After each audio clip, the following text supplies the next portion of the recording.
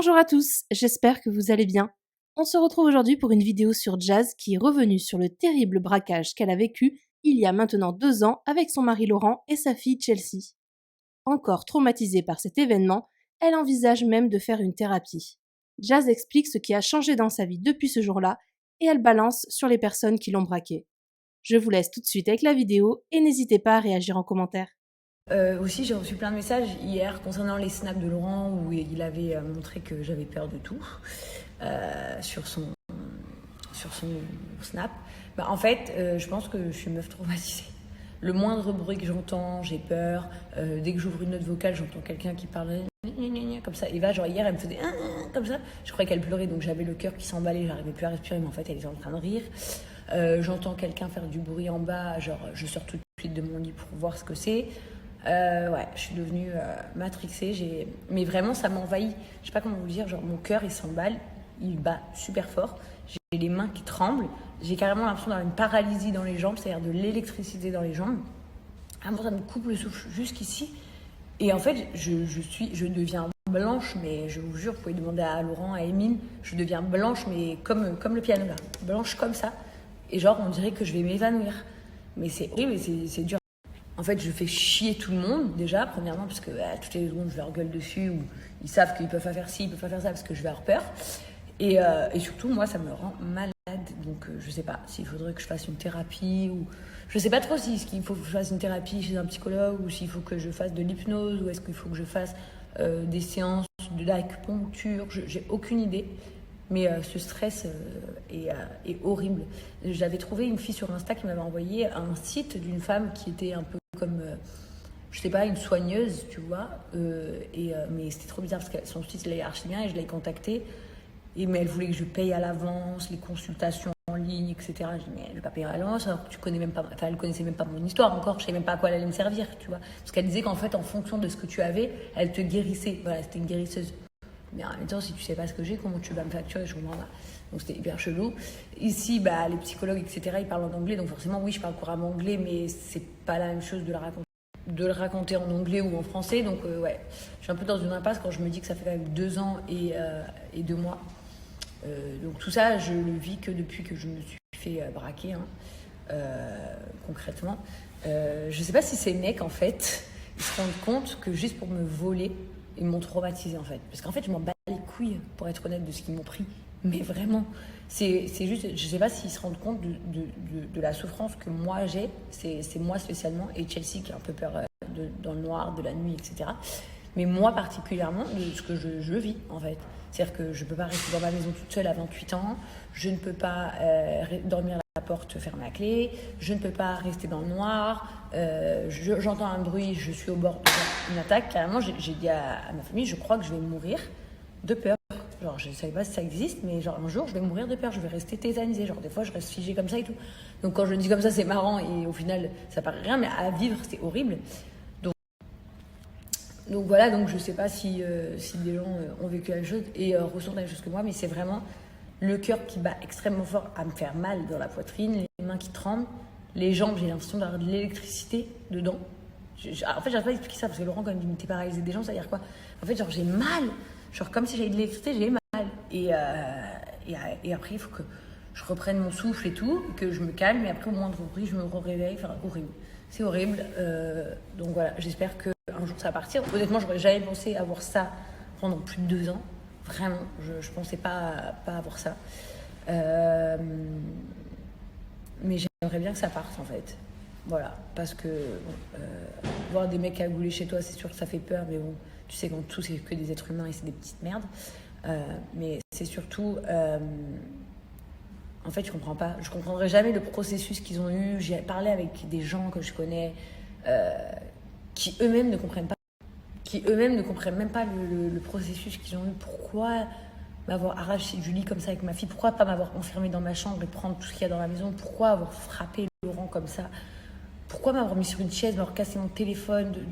Enfin, genre, pourquoi tabasser Laurent comme ça? Je comprends pas. En fait, il y a des trucs que je comprends pas. En fait, genre, honnêtement, si un de ces mecs-là n'avait pas été retrouvé et que je pourrais vous le dire avec certitude que je ne connais pas, je me dirais que c'était la haine, c'était quelqu'un qui me connaissait. Moi, quand je les ai décrits à la police, j'ai dit, ouais, ils ont minimum 30 ans.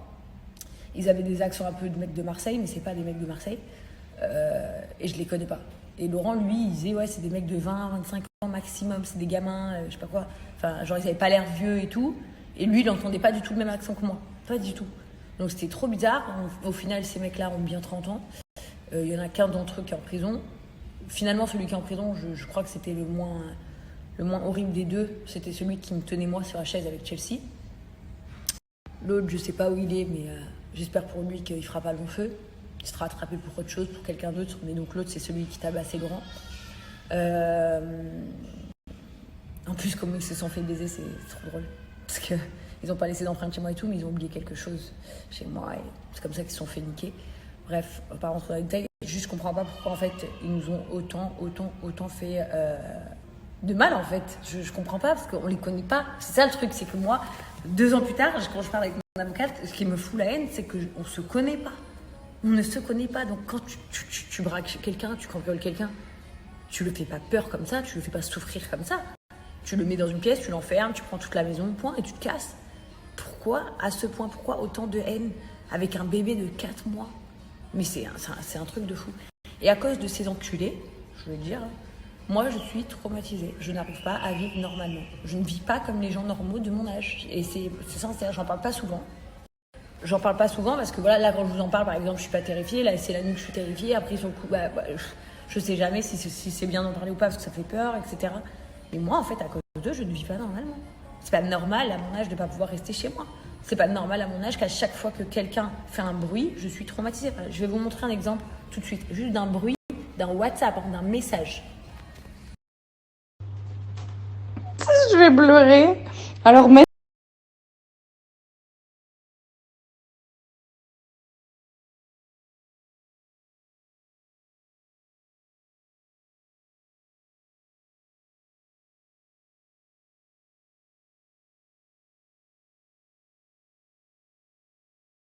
Donc là, vous voyez, je vous ai montré un message avec Eva, un message avec Émile, un message avec Laurent hier soir. Pourtant, ça fait 2 ans et 2 mois, comme je vous le dis. Et voilà, c'est plein de petits détails, de trucs comme ça, mais qui font que moi, du coup, je n'arrive pas à dormir et que je suis toujours stressée. Ah oui, j'ai toujours peur aussi que les autres soient avant moi. Émile, je lui fais faire des rondes. Ouais, c'est drôle quand je dis ça comme ça, mais c'est pas drôle en fait. Genre, je lui fais vérifier les portes, les fenêtres, peut-être toutes les nuits, plusieurs fois par nuit. J'entends un bruit, il sort dehors. Hier soir, ils sont tous sortis, par exemple, parce que j'ai entendu le chien aboyer, donc j'ai commencé à trembler de peur. Du coup, hier soir, ils sont tous sortis. Ils ont fait le tour de la maison et tout. Et même quand ils sont sortis de la maison, j'avais peur de rester à la maison parce que j'avais peur qu'eux, en fait, ils sortent dans le jardin et quelqu'un rentre. Donc, j'étais pas bien et au final, il n'y avait rien du tout. Et Emile, il me dit, mais qu'est-ce que tu fais? J'étais en haut, j'avais pris un couteau de cuisine. Voilà, tellement que alors que je vois pas du tout ce que je vais faire avec, mais que ouais, j'ai peur. Et en fait, dans ma famille, tout le monde sait, tous les garçons, tout le monde. Et du coup, ils savent que ouais, il faut aller voir parce que sinon je vais pas dormir, sinon j'arrive plus à respirer. Et quand il y a des vrais gros bruits, tu vois, là où par exemple des fois tout le monde pourrait se dire putain mais c'est quoi ça? Bah là ils savent que moi je vais faire une attaque cardiaque. Et voilà, donc je partage ce petit moment avec vous parce que je me dis qu'il y a peut-être d'autres personnes qui ont vécu des séquestrations ou des braquages. Parce que cambriolage, c'est pas pareil, je vous dis la vérité. Ma mère, elle a été cambriolée quand j'avais 16 ans, par exemple. C'est pas du tout la même chose. T'as l'impression qu'on te viole chez toi, bien sûr. T'as peur chez toi parce que tu te dis que quelqu'un il est rentré chez toi, bien sûr. Genre, t'entends un truc, tu flippes parce que tu dis, il y a des gens, ils ont réussi à rentrer chez moi, bien sûr. Mais les avoir en face de toi, cagoulés, te frapper, t'accrocher une chaise, tout ça, c'est encore pire, c'est encore... Bref, on va arrêter pour les trucs flippants. Aujourd'hui, je voulais juste vous en parler. Je vais aller jouer avec les petits. Bref, il y a le King qui arrive. Come King, come. Come say hi to everyone. Hi everyone. Come Chelsea, come. Lui, on dirait le plus gentil, mais c'est la plus peste des deux. Comme photo, my bébé. Et tu sais, plein que je veux bien faire une photo. Pas de papa.